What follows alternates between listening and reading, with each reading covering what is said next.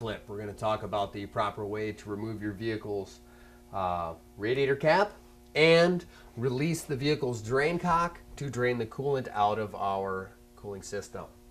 The radiator cap is normally located on top. It'll either be on the left or the right side of the radiator. This one happens to be on the right. Even with the engine marginally cooled down, you're going to want to use a shop towel and to place over the cap. The cap is spring-loaded in an upward position. That's how the lock works. You're going to want to press down on it and release the cap. The reason why you use the rag, just in case the engine is hot enough to still have pressure under the cap, this rag will help deflect any possible hot coolant that may want to spray on you. It's very important to do this. The drain cock for your cooling system is going to be located in either the bottom left or the bottom right corner of your radiator.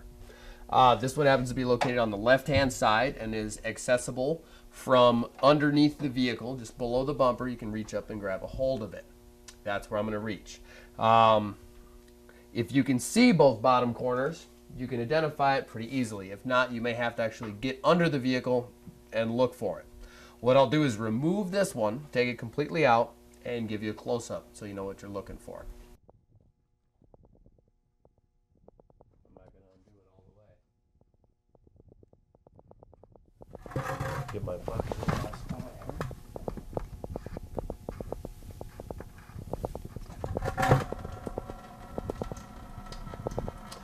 And that is the proper way to unscrew your vehicle's drain cock. And as you can see, we have our bucket underneath there catching our coolant. Your vehicle is going to have to drain for approximately 10 to 15 minutes. This is your vehicle's radiator drain cock right here. It pretty much inserts into the radiator.